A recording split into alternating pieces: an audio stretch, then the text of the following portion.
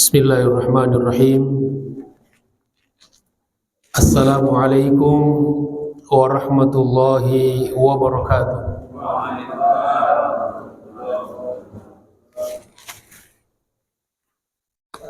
Alhamdulillah. Alhamdulillahirabbil alamin. Wa bihi nasta'inu ala umuri dunya waddin.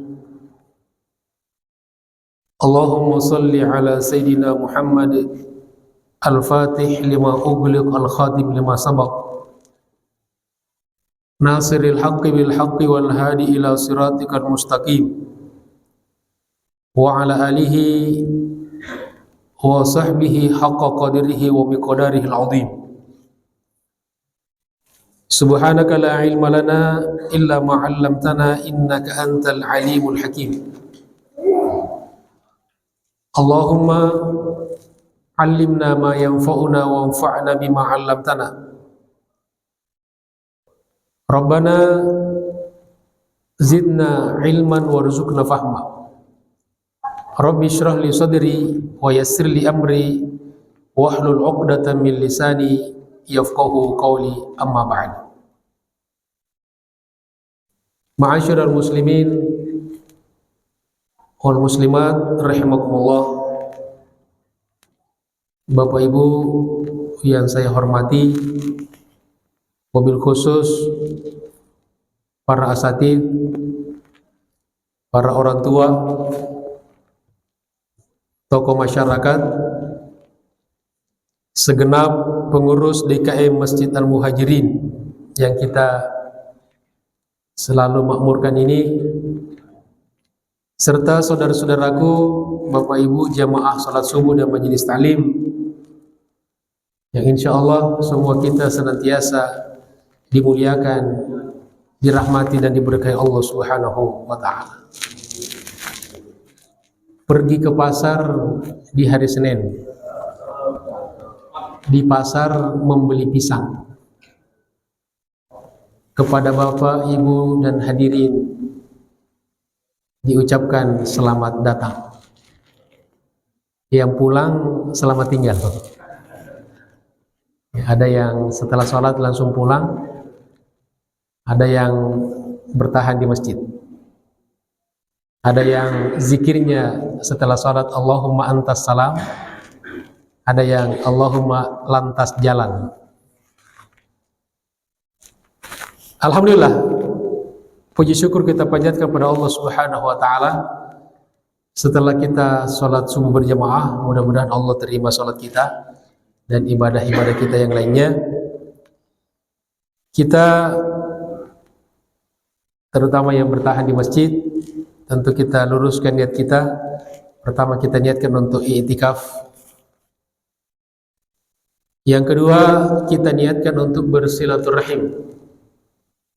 Mudah-mudahan dengan silaturahim Allah Subhanahu wa ta'ala senantiasa lapangkan rezeki kita dan panjangkan umur kita. Dan yang ketiga, untuk talabul ilmi, untuk belajar, untuk mencari ilmu. Mudah-mudahan dengan belajar yang masa durasi limit waktunya itu, kata Nabi, minal mahdi ilal lahdi, dari buayan sampai ke liang lahat. Mudah-mudahan dengan kita senantiasa talabul ilmi, Allah mudahkan dan lapangkan jalan bagi kita menuju surganya. Man salaka tariqan yaltamisu fihi ilman sahhalallahu lahu bihi tariqan ilal jannah. Amin ya rabbal alamin. Dan di akhir majelis nanti, sebelum kita meninggalkan masjid, mudah-mudahan kita bisa sholat sunnah isyraq atau syuruk, yang pahalanya, keutamaannya, kata Nabi, seperti haji dan umroh. Mudah-mudahan kita bisa mendapatkan pahala haji dan umroh. Amin ya rabbal alamin. Ma'asyiral muslimin rahimakumullah, Bapak Ibu sekalian yang saya hormati. Kemudian kita masuk di pelajaran kita, masih pembahasan dan pengkajian kitab At-Tadhkirah yang ditulis oleh Al-Imam Al-Qurtubi, wafat 671 Hijriah, dari Cordoba. Ya, Qurtubi itu artinya Cordoba. Di mana Cordoba itu? Di Spanyol. Beliau hidup di abad 7 Hijriah, wafat abad 7 Hijriah. Jadi hampir 800 tahun yang lalu. Tapi kitabnya masih menjadi kitab yang bermanfaat. Ini diantara contoh orang-orang yang meskipun sudah wafat tapi masih meninggalkan jejak-jejak yang bermanfaat bagi umat. Di kesempatan ini insya Allah kita akan membahas satu bab, Maja'a fi nisyani ahlil mayyiti mayyitahum. Keterangan-keterangan yang datang tentang lupanya keluarga kepada orang yang sudah meninggal, bahwa nanti kalau kita sudah meninggal dunia, maka keluarga kita akan melupakan kita. Dan juga berkaitan dengan rahmat Allah Subhanahu wa taala ketika seorang hamba dimasukkan ke dalam kuburannya. Itu kira-kira tema yang akan kita bahas pada kesempatan ini berdasarkan keterangan yang disampaikan oleh Imam Al-Qurtubi dalam kitab ini. Jamaah sekalian dirahmati Allah Subhanahu wa taala. Kalau ada orang yang meninggal dunia, pasti keluarganya bersedih kan? Ya, merasa kehilangan, dia menangis. Apalagi kalau yang meninggal ini keluarga dekat. Apalagi kalau yang meninggal ini tulang punggung atau tulang rusuk atau tulang apapun, ya. Maka keluarganya pasti merasa kehilangan, bersedih. Tetapi pertanyaannya, kira-kira kesedihan itu akan berlangsung berapa lama? Nah, ternyata menurut keterangan baginda Rasulullah SAW bahwa keluarga itu akan meninggalkan, akan melupakan orang yang sudah meninggal dunia itu seiring dengan berjalannya waktu. Nah, bagaimana penjelasan itu? Kita langsung saja. Bismillahirrahmanirrahim. Qala al-muallif rahimahullah. Ruwiya marfu'an, diriwayatkan secara marfu', artinya ini hadis dari Nabi SAW. Ada hadis marfu', di bawahnya mauquf, di bawahnya maqtu'. Kalau maqtu' itu dari tabi'in, kalau mauquf dari sahabat, kalau marfu' dari Nabi SAW. Annallaha ta'ala, kata Nabi, sesungguhnya Allah Subhanahu wa ta'ala qad wakkala biman yattabi'ul janazah, telah mewakilkan kepada orang yang mengiringi jenazah, yang mengantarkan jenazah. Biasanya keluarga dan sebagainya. Min ahlil mayiti, dari kalangan keluarga mayit, keluarganya, sahabatnya dan sebagainya. Apa yang Allah titipkan, Allah wakilkan kepada mereka? Malakan, satu malaikat. Jadi ada malaikat yang ditugaskan oleh Allah Subhanahu wa taala untuk membersamai, untuk mengawal orang-orang yang mengantarkan jenazah ke pekuburan. idza raja'u min dafniha, apabila mereka telah kembali setelah pemakaman. Setelah pemakaman jenazah pasti pulang kan? Pasti pulang. Ya. Walaupun keluarga itu keluarga yang sangat dicintai, tidak mungkin dia nginap di kuburan itu. Pasti pulang. Wa khaffa hammuhum wa husnuhum bimayyitihim, dan sudah mulai berkurang rasa kehilangannya, rasa sedihnya terhadap mayit mereka, orang yang meninggal. Itu kan berangsur surut kan? Berangsur-angsur surut. Ayyakhudha kaffan min turabin. Malaikat itu mengambil tanah, ya segenggam dari tanah, pasir. Wa yarmi bihi fi wujuhihim, kemudian dia lemparkan kepada wajah orang-orang yang melayat tadi itu, yang mengantarkan jenazah. Malaikat mengambil pasir lalu dilemparkan kepada wajah-wajah mereka. Wa yaqulu lahum, malaikat sembari berkata kepada mereka, ya tentu mereka tidak dengar ya. Malaikat berkata, irji'u, pulanglah kalian. Pulanglah kalian. Ansakumullahu mautakum, semoga Allah Subhanahu wa taala membuat kalian lupa kepada orang meninggal di antara kalian. Jadi malaikat mendoakan agar orang-orang yang mengantar jenazah ini melupakan keluarganya yang meninggal. Fayansawna mayyitahum, lalu mereka pun berangsur melupakan orang meninggal di antara mereka. Berangsur-angsur. Wa ya'khuduna fi aklihim, lalu mulailah mereka makan. Mungkin ketika baru kematian tidak ada nafsu makan. Betul ya? Tapi setelah itu udah mulai mau makan. Wa syurbihim, sudah mulai mau minum. Wa dhahkihim, yang tadinya menangis bersedih sudah mulai mau ketawa, tersenyum, bercanda.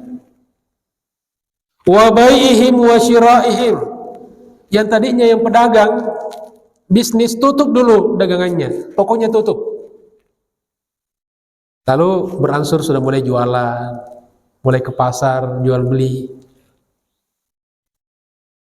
Ka'annahum lam yakunu minhu wa lam yakun minhum, pada akhirnya maka mereka seolah-olah tidak pernah ada hubungan dengan orang yang meninggal, dan orang meninggal pun seolah-olah tidak pernah ada hubungan ikatan dengan mereka-mereka.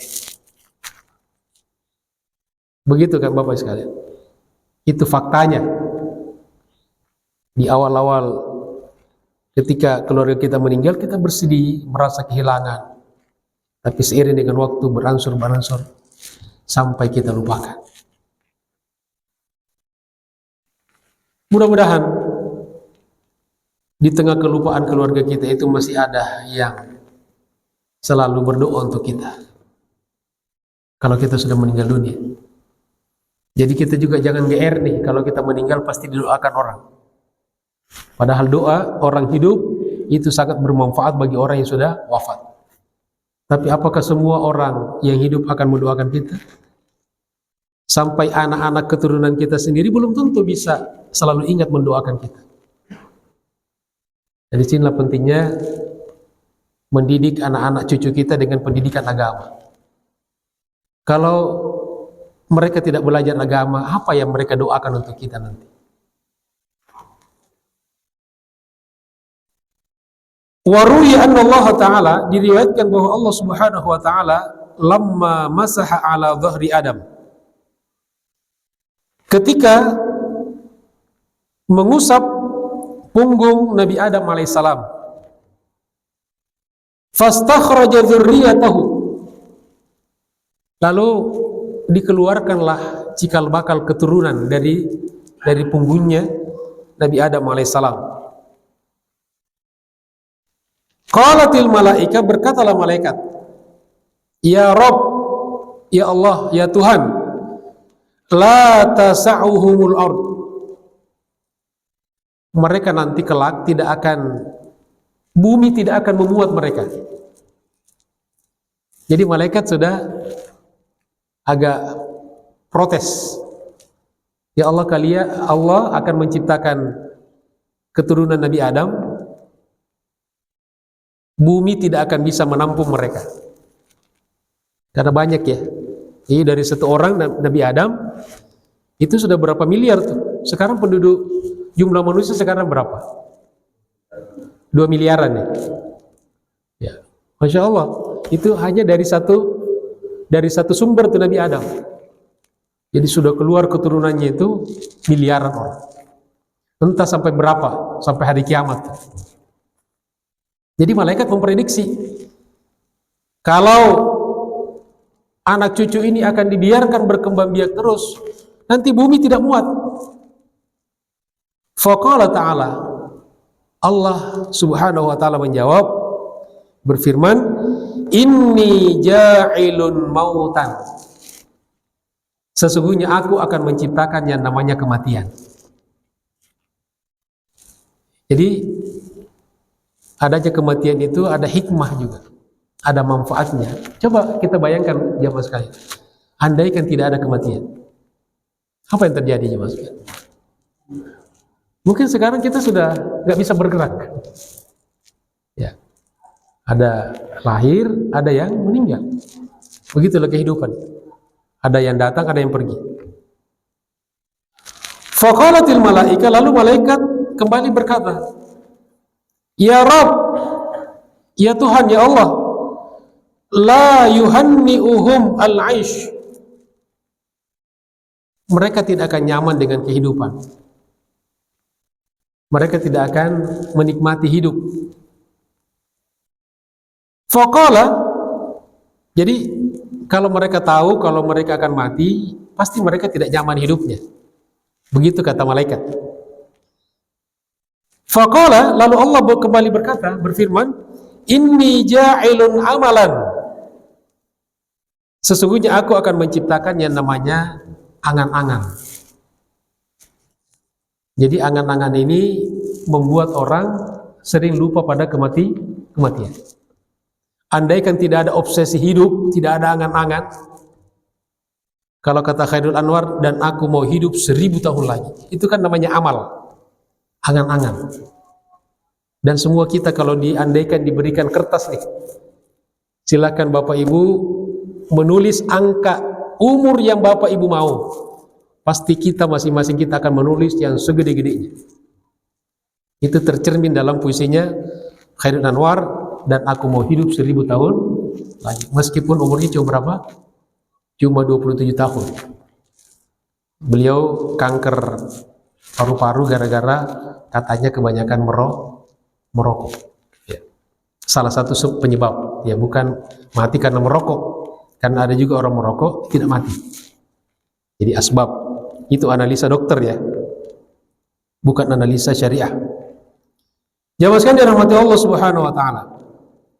Nah, jadi Allah mengatakan, Allah berfirman, dan aku akan menciptakan yang namanya angan-angan. Sehingga dengan angan-angan yang ada pada diri kita ini, kadang-kadang kita lupa kapan kita mau mati. Bahkan kadang-kadang ada orang karena angan-angan dunianya, angan-angan pangkat dan jabatannya, seolah-olah tidak akan mati. Padahal tidak ada kepastian di bumi ini, dalam hidup ini, yang lebih pasti daripada kematian. Tidak ada. Itu kepastian yang paling pasti dalam hidup ini, bahwa ya semua yang hidup pasti akan mati. Kullu nafsin dha'iqatul maut. Kalau yang namanya kita dapat rezeki sekian, bisa jadi, bisa enggak. Ada orang berangan-angan pengen jadi presiden, bisa dapat, bisa enggak. Mau jadi pejabat ini, direktur ini, bisa jadi enggak, bisa enggak. Berangan-angan pengen bangun rumah seperti ini, bisa dapat, bisa enggak. Tapi yang namanya kematian pasti dapat.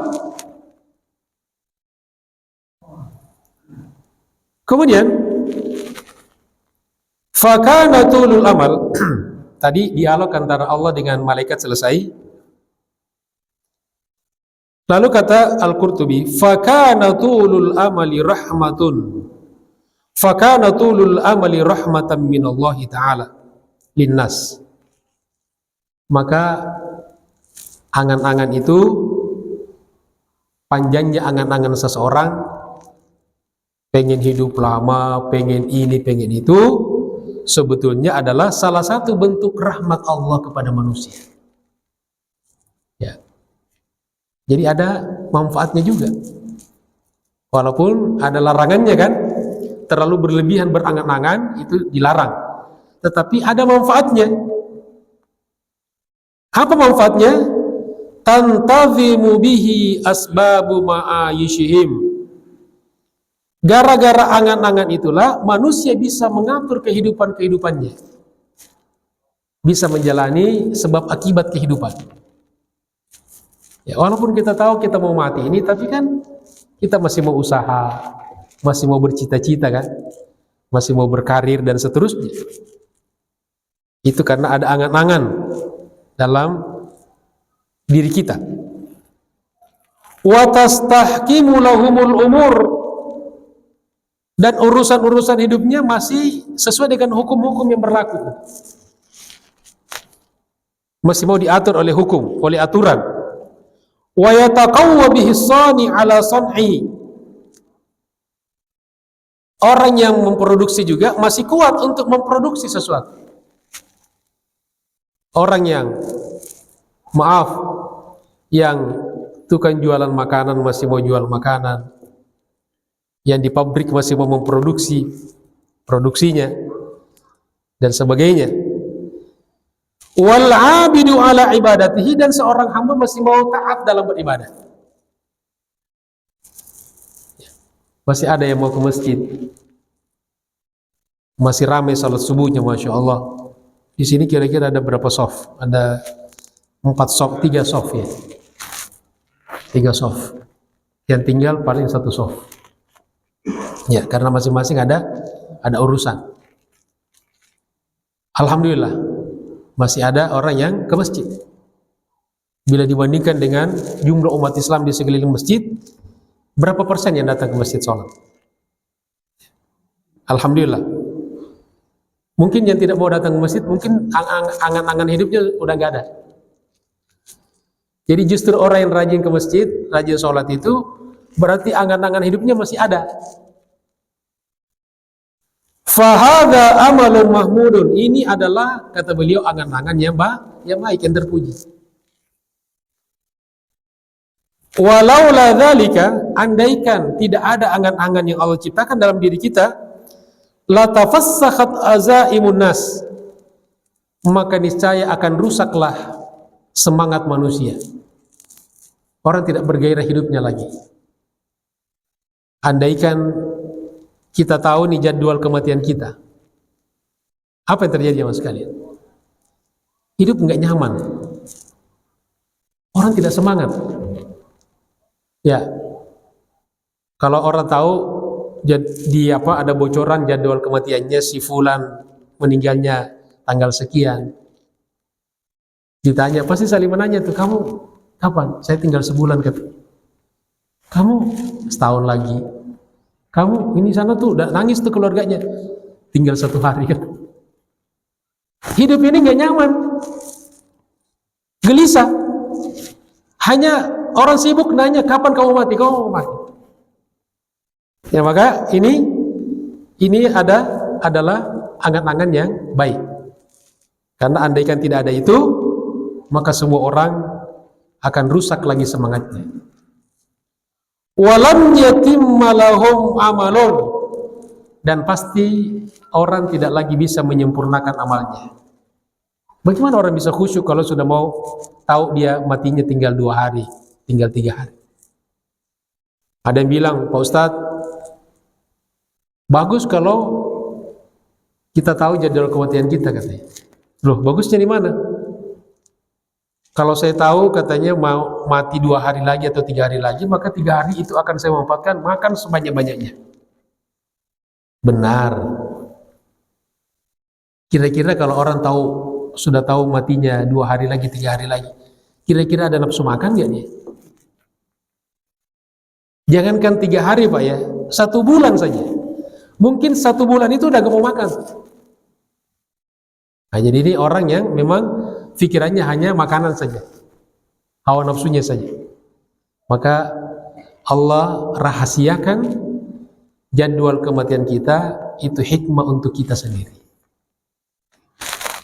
Fa'ulima annal amalal madhmum, maka kebalikannya diketahui bahwa angan-angan yang tercela, yang buruk, huwallazi yunsil abda umura akhiratihi, yaitu angan-angan yang menjadikan hamba lupa kepada urusan akhiratnya. Jadi angan-angan yang baik itu hanya sekedar menjadi hiburan. Jadi jangan sampai kita selalu terfokus pada kematian saja. Tetapi kalau terlalu panjang angan-angannya, maka bisa membuat kita lupa pada kematian. Ini yang tercela. Ya, makanya kan hiburan itu penting juga itu. Ya, sa'atan fasa'ah. Kata Nabi, sa'atan fasa'ah. Nabi kadang-kadang tertawa, tersenyum.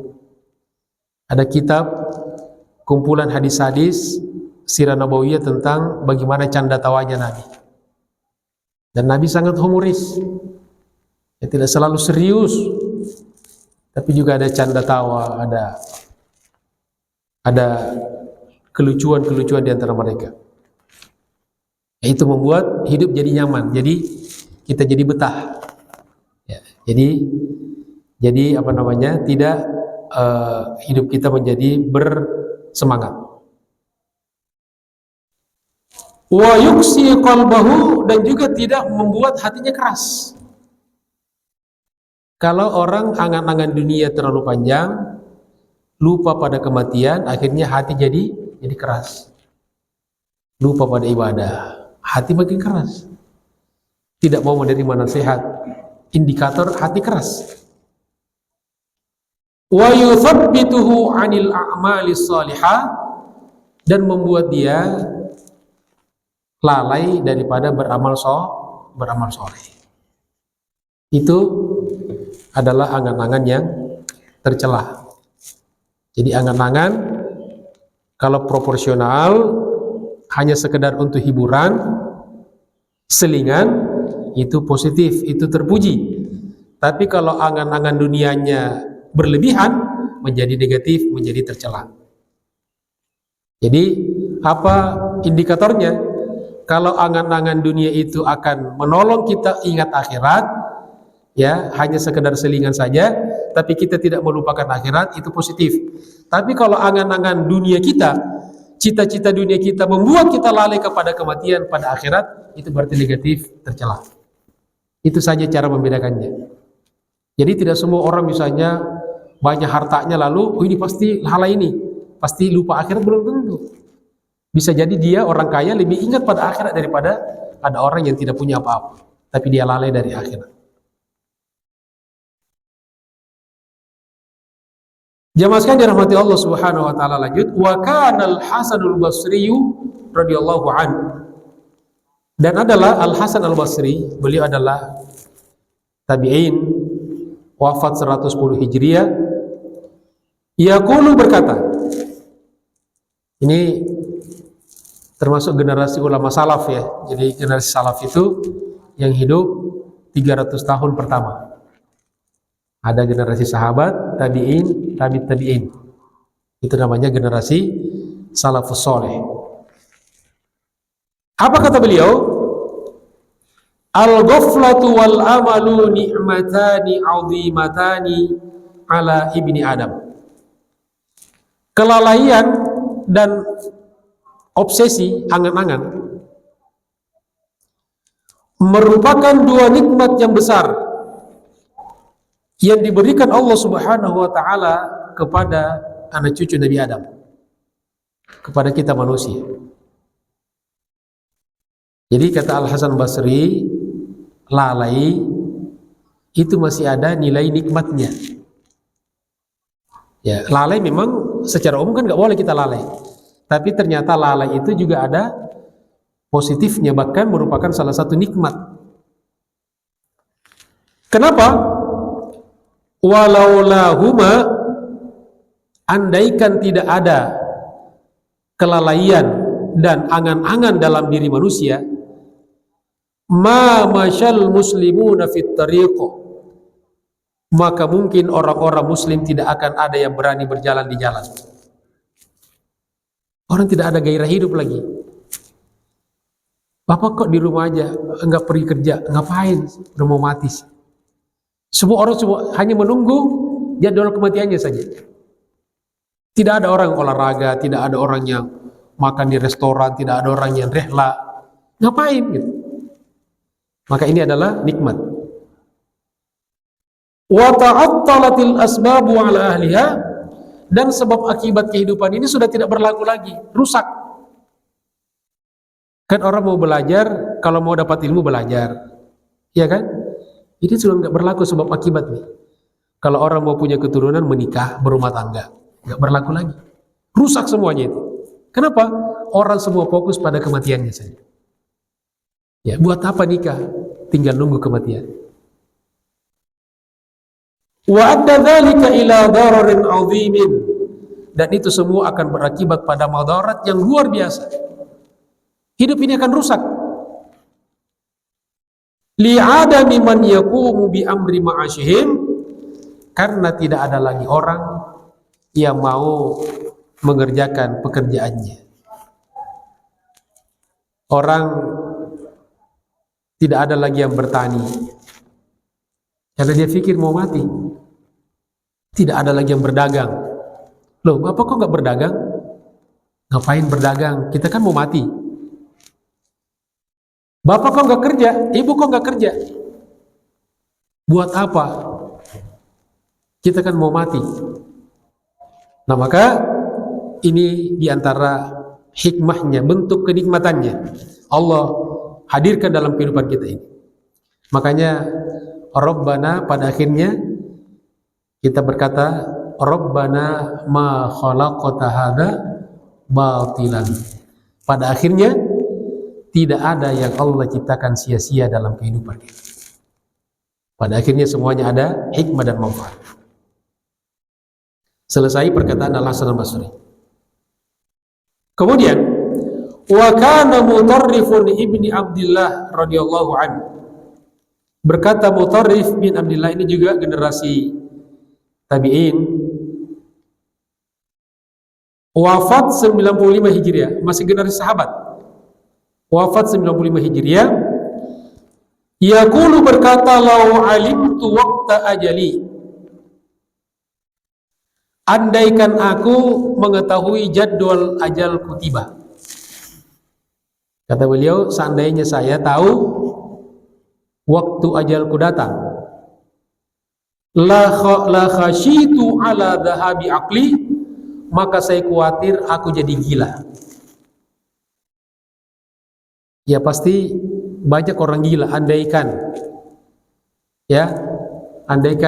ada pengumuman bahwa jadwal kematian kita ketahui nih, pasti kita gila semuanya. Jadi tadi bukan hanya sekedar hilang selera makan nih. Kata beliau generasi tabi'in atau sahabat, generasi kurun pertama, wafat 95 Hijriah. Masih khawatir bisa-bisa saya gila. Bagaimana dengan kita yang jauh sekali dari generasi salafus saleh? Hampir 1500 abad yang lalu. Walakin Allah Ta'ala, tetapi Allah Subhanahu wa Ta'ala, yamunnu ala ibadihi bil ghaflati 'anil maut, Allah karuniakan kepada hamba-hambanya kelalaian dari kematian. Artinya, pertama dirahasiakan jadwal waktu ajal kita tiba, kita tidak tahu. Yang kedua, ada selingan-selingan di mana kita juga kadang-kadang lupa pada kematian, sehingga kita lebih bergairah hidup. Andaikan ingatan kita, fokus kita setiap detik hanya pada kematian, hidup kita tidak nikmat. Betul jemaah sekalian? Maka ghaflah pun, lalai pun dari kematian dalam porsi yang tertentu, yang proporsional, maka itu juga merupakan sebuah nikmat karunia dari Allah Subhanahu wa Ta'ala. Walaula dzalika, dan seandainya tidak Allah ciptakan itu semuanya, kelalaian dari kematian, ma tahannau bihi, niscaya mereka tidak akan nyaman hidupnya. Wala qamat bainahum aswaquhum, dan tidak bakalan ada lagi pasar di tengah-tengah kehidupan mereka. Andaikan orang-orang di depan itu, maaf, kalau kita masuk, kan saya kalau masuk itu lewat di pasar ya. Andaikan orang-orang di pasar itu pedagang tahu ya jadwal kematiannya, saya kira mereka pada tutup semua tokonya. Kenapa? Jam 3 sudah pada buka tuh, jam 3 setengah 4, saya lewat jam 4 itu pada mulai buka itu. Kenapa? Karena lupa pada kematian. Dalam ukuran tertentu masih bermanfaat. Tapi kalau berlebihan, nah yang berlebihan gimana? Gak salat subuh. Tapi kalau yang lalai kepada kematiannya proporsional, dia sibuk di pasar, tapi waktu sholat dia sholat. Dia kerja, begitu asar selesai pekerjaan sholat itu. Tapi kalau juga berlebihan, ingat semua kematian terus, maka ini juga bisa menjadi madarat dalam kehidupan kita. Lalu kata beliau, "Fallahu yaj'aluna minal ladzina yadhkurunal maut." Semoga Allah Subhanahu wa taala menjadikan kita semuanya orang-orang yang senantiasa ingat pada kematian. Wala yulhihim dzalika a'malu akhiratihim, dan tidak melalaikan mereka daripada amal-amal akhirat mereka. Walhamdulillahirabbil alamin, dan segala puji bagi Allah Tuhan semesta alam. Terakhir jemaah sekalian, ruwiya an Atha al-Khurazani, diriwayatkan dari Atha al-Khurazani. Ini beliau juga generasi tabi'in, wafat 115 Hijriah, 115 Hijriah. Annahu kana yaqul, sesungguhnya beliau berkata, arhamu ma yakunu Rabbu jalla wa ala abdahu idza dakhala fi qabrihi. Saat-saat di mana Allah Subhanahu wa taala paling mengasihi, paling merahmati hambanya, yaitu ketika masuk di dalam kuburannya. Ya, ketika seorang yang meninggal dunia dimasukkan dalam kuburannya, itulah saat-saat Allah paling sayang kepada hambanya. Wa tafarraqa anhu ahluhu wa jiranuhu wa ma'arifuhu, dan ketika yang mengantarkan kepada kuburan itu sudah mulai pulang, berhamburan dari keluarganya, tetangganya, dan sahabat-sahabat dekatnya.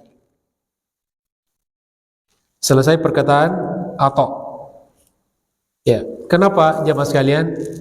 Itu saat-saat di mana Allah paling merahmati hambanya, karena tidak ada lagi yang menolong. Kalau kita hidup di dunia ini masih hidup, kita ada kekurangan bisa minta bantuan pada keluarga, pada teman, pada tetangga. Tapi di alam kubur, satu-satunya yang kita harapkan siapa? Allah Subhanahu wa taala. Keluarga kita, tetangga kita, apalagi sahabat kita akan meninggalkan kita. Maka di situ hanya kita andalkan rahmat dan kasih sayang Allah Subhanahu wa taala.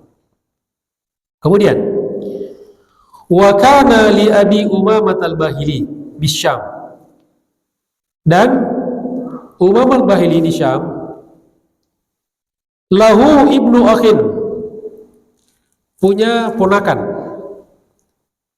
musrifun ala nafsihi fahadarathul wafah, ketika mau meninggal dunia kemudian wafat. Fasara ammuhu yaqul, lalu pamannya berkata kepadanya, ya, jadi di saat-saat akan menjelang sakaratul mautnya, akan kematiannya, maka pamannya berkata kepadanya, ya waladi, wahai anakku, wahai ponakanku, amanahaituka an kadza wa kadza, bukankah selama ini aku melarang kamu melakukan ini dan itu? Falam tasma' nushi, tetapi kamu tidak mendengarkan nasihatku. Faqala lahu, lalu ponakannya berkata kepada pamannya, ya am, wahai paman, lau anna Allah dafa'ani ila walidati, seandainya Allah kembalikan aku kepada ibuku. Jadi kalau seandainya orang mati nih dan dikembalikan kepada ibunya, ya, kaifa kanat sani'atun bi, kira-kira bagaimana ibuku memperlakukan kepadaku? Andaikan orang mati ini bukan dikembalikan kepada Allah, dikembalikan kepada ibunya, kira-kira apa yang ibu lakukan sama kita? Kata ponakannya bertanya kepada pamannya. Kata pamannya, faqala tudkhilukal jannah, pasti ibumu akan memasukkan kamu dalam surga.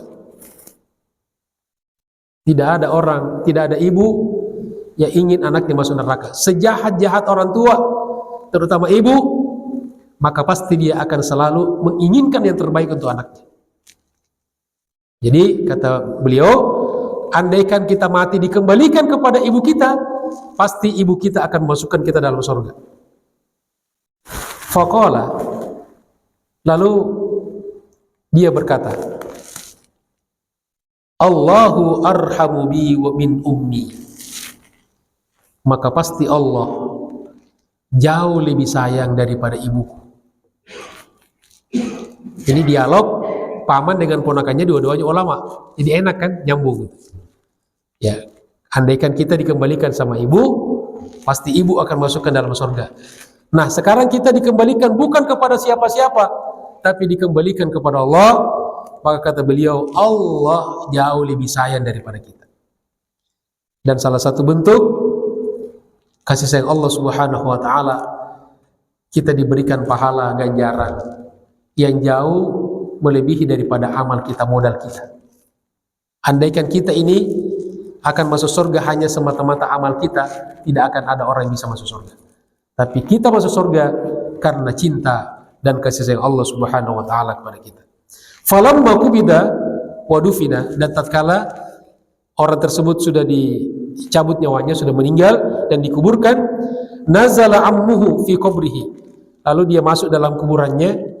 Jadi dia ada biasanya berapa orang? 4 orang ya yang masuk ke dalam kuburannya untuk memasukkan jenazahnya.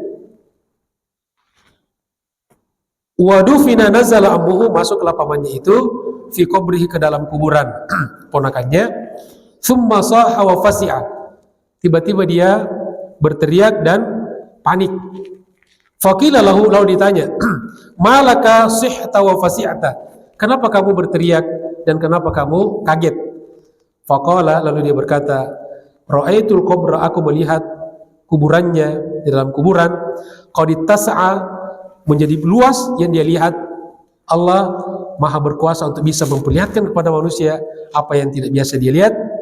Aku melihat kuburannya menjadi lapang luas, wamtala'a nuran, dan penuh dengan cahaya. Masya Allah, tabarakallah. Kemudian yang terakhir jemaah sekalian, tadi dialog antara 2 orang itu sudah selesai.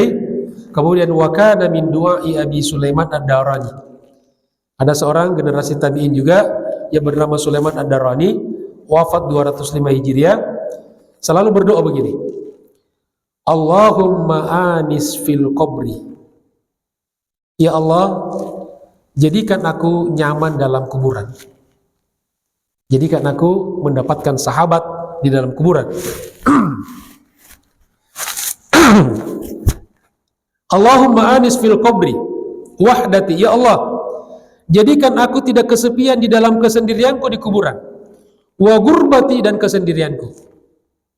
Ini doa Sulaiman ad-Darani. Inilah jadi salah satu dalil bahwa doa itu ya bisa kita baca dengan redaksi kita sendiri. Kan ada sebagian orang nih, entah karena apa gitu belajarnya di mana, kadang-kadang doa itu harus sesuai dengan apa yang dibacakan Nabi. Doa boleh kita buat dengan redaksi kita yang dibuat ulama. Begitu juga salawat. Salawat yang dibuat Nabi boleh, salawat yang dibuat ulama juga boleh. Intinya salawat, intinya doa. Banyak sekali doa-doa yang dibuat ulama yang bagus kita baca. Bahkan di Masjidil Haram, itu kalau kunut ya di akhir Ramadan, malam 27 Ramadan, itu doanya bisa sampai 20 menit. Itu semuanya doa karangan imam di sana itu, Imam As-Sudais. yang panjang bacanya. Jadi insya Allah boleh kita berdoa kalau kita nggak hafal bahasa Arab, kita bisa berdoa dengan bahasa kita masing-masing. Mudah-mudahan Allah Subhanahu wa taala senantiasa mengijabah doa-doa kita, dan Allah Subhanahu wa taala insya Allah senantiasa merahmati kita di alam kubur. Wa rahmatan 'indal maut wa maghfiratan ba'dal maut, diberikan rahmat dan kasih sayang serta maghfirah di saat mati dan di setelah kematian. Amin ya rabbal alamin. Demikianlah jemaah sekalian kajian kita pada pagi hari ini, mudah-mudahan bermanfaat. Terima kasih atas segala perhatiannya, mohon maaf atas segala kekurangannya. Billahi taufiq wal hidayah. Assalamualaikum warahmatullahi wabarakatuh.